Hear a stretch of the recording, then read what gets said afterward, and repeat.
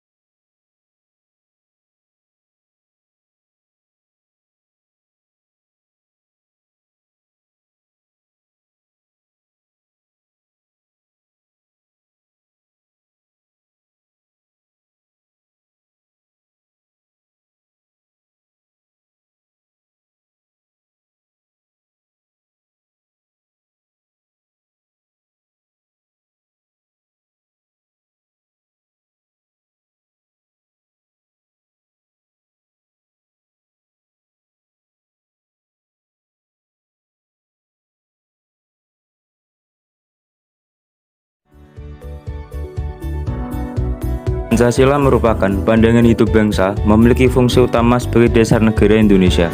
Dalam kedudukannya yang demikian, Pancasila menempati kedudukan yang paling tinggi sebagai sumber dari segala sumber hukum atau sebagai sumber hukum dasar nasional dalam tata hukum di Indonesia. Lalu apa sih yang terlintas di pikiran kalian jika mendengar kata paradigma?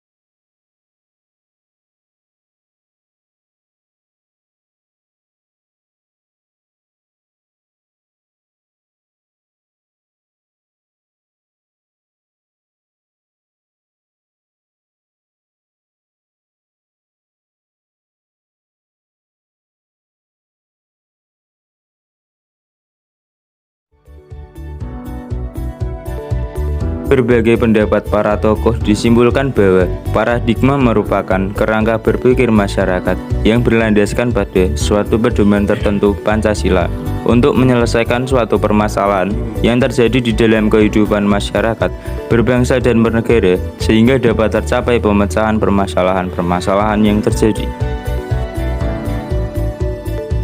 Pancasila sebagai paradigma dimaksudkan bahwa Pancasila dijadikan sebagai kerangka acuan berpikir atau sebagai sistem nilai yang dijadikan kerangka landasan sekaligus kerangka tujuan dalam menjalankan kehidupan dalam bidang politik, bidang ekonomi, bidang sosial budaya, bidang hukum, bidang kehidupan antar umat beragama. Pancasila sebagai paradigma dalam pembangunan politik. Pancasila sebagai paradigma pembangunan politik adalah meletakkan nilai-nilai yang terkandung dalam Pancasila sebagai sumber nilai politik. Sumber nilai politik harus mengacu pada nilai-nilai Pancasila, terutama sila keempat, di mana semua praktik-praktik politik harus berkembang atas asas kerakyatan.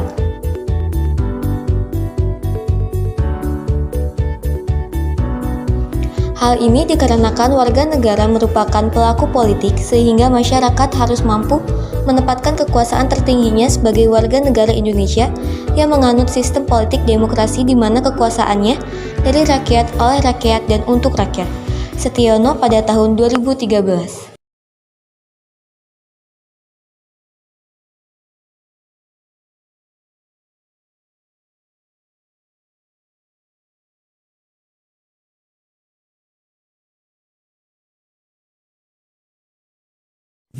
Pemilu 2024 sebentar lagi akan digelar. Akan tiba saatnya kita memilih pemimpin yang akan memimpin bangsa ini. Menurutmu pemimpin yang baik dan yang bakal kamu pilih itu gimana sih? Ya kalau aku sih nggak muluk-muluk. Kalau pas pemilu aku dikasih duit, ya aku pilih. Lah, mana bisa gitu? Itu namanya money politik. Kalau kamu tetap ngelakuin itu, artinya kamu melanggar undang-undang dan ketentuan Pancasila. Kamu bisa dipenjara. Ya terus gimana dong? Kita harus memilih pemimpin dengan cermat, yang bisa membangun bangsa ini dan memimpin kita dengan baik, serta setiap keputusannya didasari oleh nilai-nilai Pancasila. Aku nggak paham deh. Waduh. Nih, coba lihat ini. Pemilu merupakan suatu bentuk wujud demokrasi Pancasila di Indonesia, di mana rakyat diberi kebebasan untuk memilih pemimpin secara langsung, umum, bebas, rahasia, jujur, dan adil. Mulai dari kepala desa, bupati, wali kota, gubernur, hingga presiden dipilih melalui pesta demokrasi rakyat ini.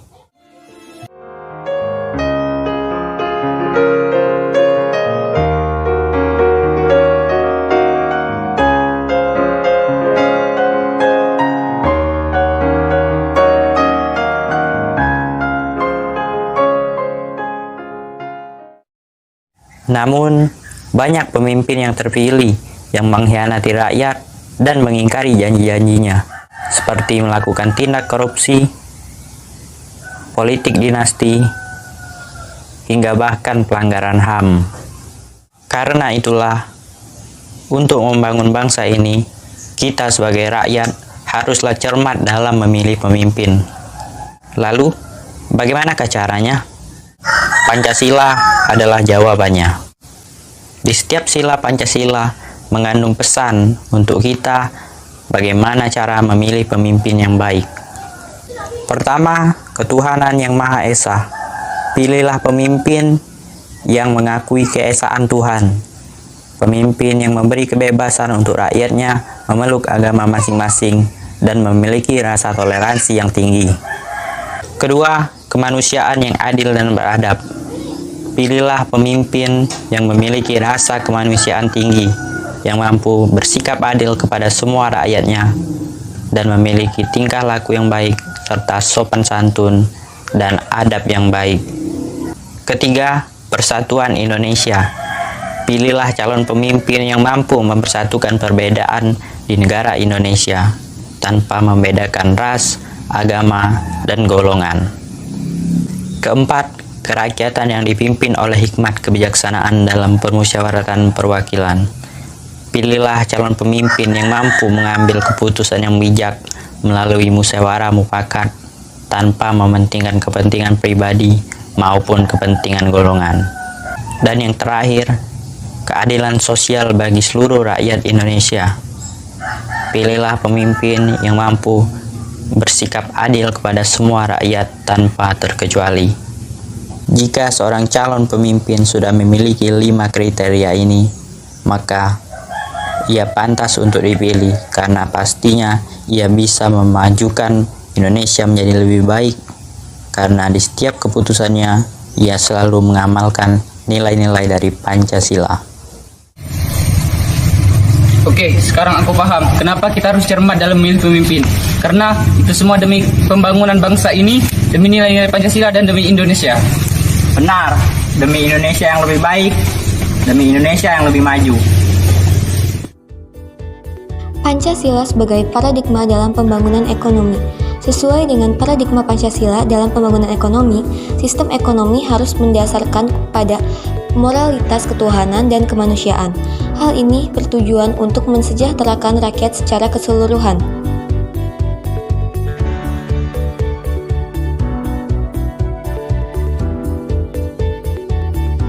Pengembangan ekonomi harus mampu menghindarkan diri dari monopoli serta persaingan bebas yang nantinya akan memberikan keuntungan besar pada pihak-pihak yang kuat dalam bidang ekonomi. Informasi lainnya saudara, staf khusus Dewan Pengarah Badan Pembinaan Ideologi Pancasila atau BPIP, Antonius Beni Susetio menyatakan sejatinya sistem ekonomi Pancasila adalah sistem ekonomi yang paling sesuai dengan nilai kebangsaan seperti gotong royong. Peran ekonomi Pancasila sangat dibutuhkan masyarakat apalagi di tengah pandemi karena mengedepankan kemanusiaan, gotong royong, dan keberpihakan pada ekonomi lemah. Penjelasan tersebut disampaikan di Fokus Group Discussion atau FGD bertajuk Terapan Ekonomi Pancasila pada Desa Berdikari di Geraha Kebangsaan Universitas 17 Agustus 1945 Kota Semarang.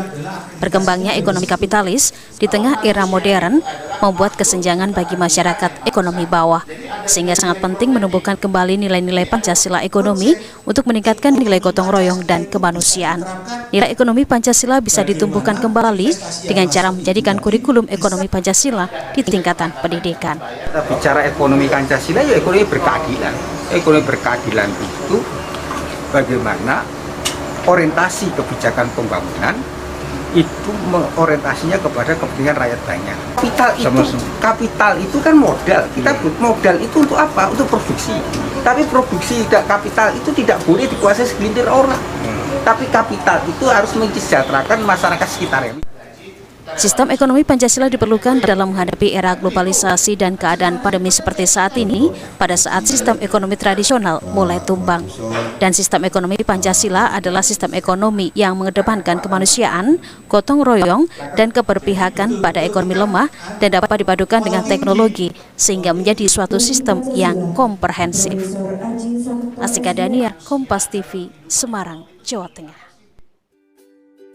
Pancasila sebagai paradigma dalam pembangunan sosial budaya. Pancasila sebagai paradigma dalam pembangunan sosial budaya adalah mendasarkan pembangunan sosial budaya berdasarkan nilai-nilai yang telah ada dalam masyarakat. Pada hakikatnya, nilai-nilai yang ada pada masyarakat terkandung dalam Pancasila.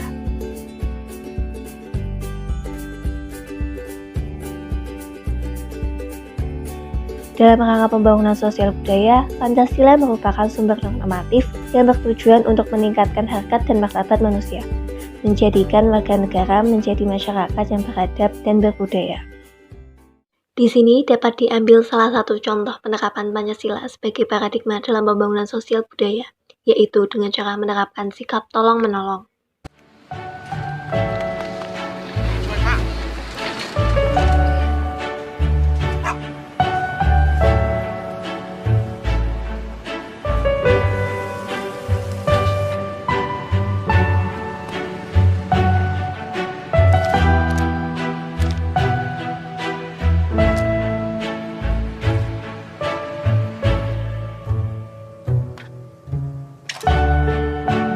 เขาจะได้อะไรถ้าเขาทำแบบนี้ทุกวัน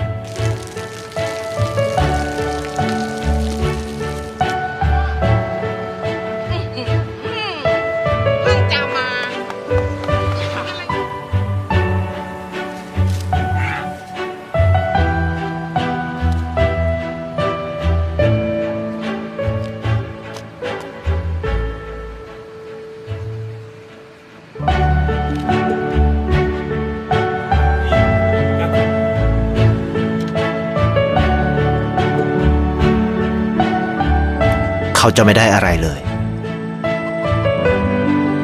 ไม่ได้รวยขึ้น ไม่ได้ออกทีวี ไม่มีใครรู้จัก ไม่ได้มีชื่อเสียงที่มากขึ้น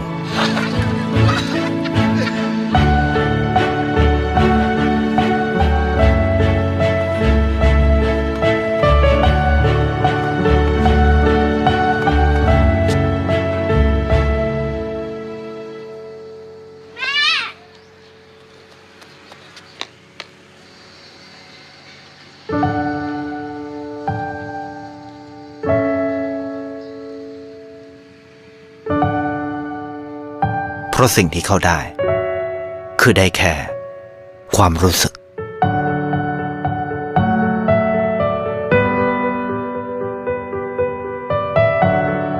ได้เห็นความสุข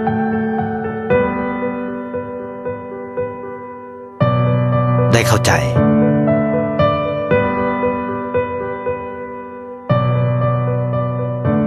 ได้ความรัก ได้ในสิ่งที่เงินซื้อไม่ได้ ได้โลกที่สวยงามกว่าเดิม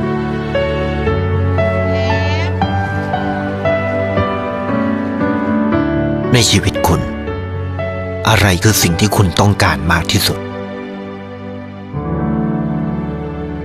ไทยประกันชีวิตเชื่อในความดี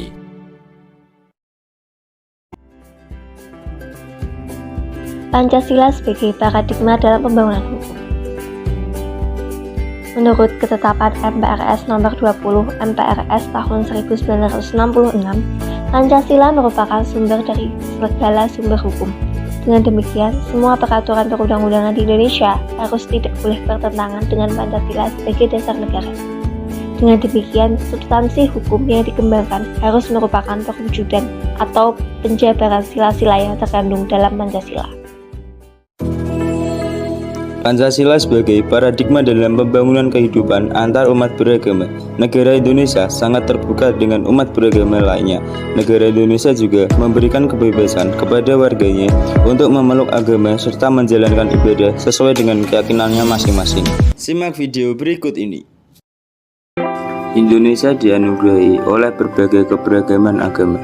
Keberagaman itu menjadikan Indonesia menjadi negara yang unik. Namun masih ada saja mereka yang melakukan diskriminasi terhadap suatu agama tertentu.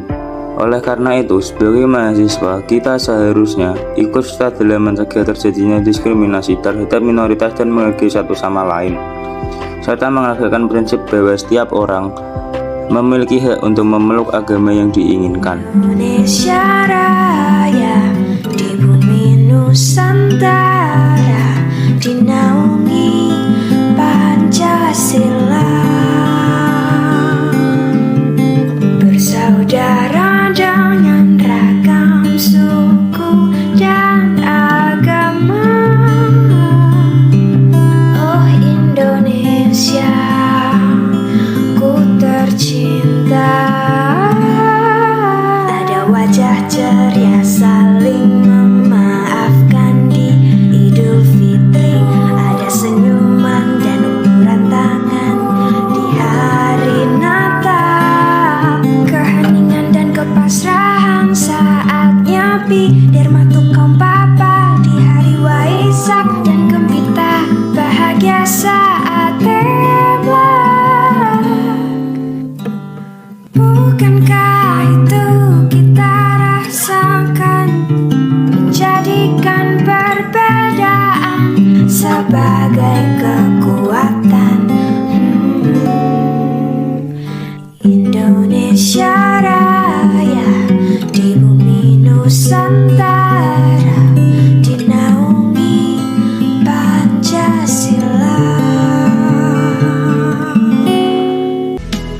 Selanjutnya yaitu Pancasila sebagai paradigma dalam pembangunan IPTEK, ilmu pengetahuan dan teknologi. IPTEK adalah hasil dari upaya manusia yang meliputi aspek akal, rasa, dan kehendak dalam meningkatkan kesejahteraan dan martabat manusia.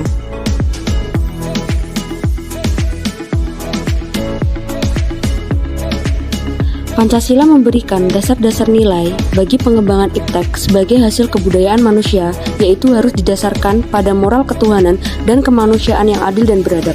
Pancasila harus dijadikan sebagai sistem etika dalam pengembangan iptek.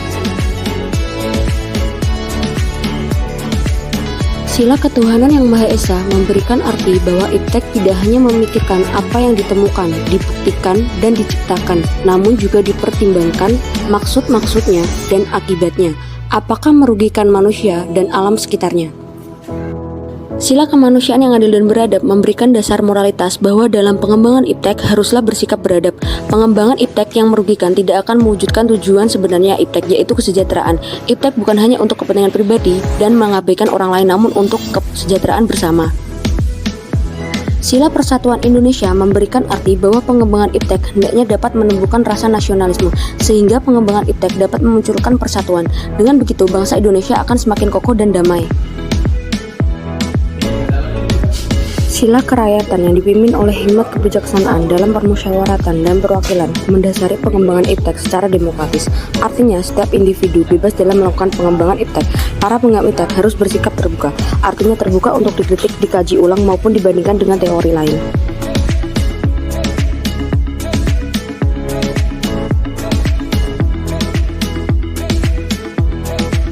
Sila keadilan sosial bagi seluruh rakyat Indonesia memberikan arti bahwa pengembangan iptek harus menjaga keseimbangan keadilan dalam kehidupan kemanusiaan. Keseimbangan itu terkait dengan hubungannya dengan dirinya sendiri, manusia dengan Tuhan, manusia dengan manusia, manusia dengan masyarakat, dan manusia dengan alam.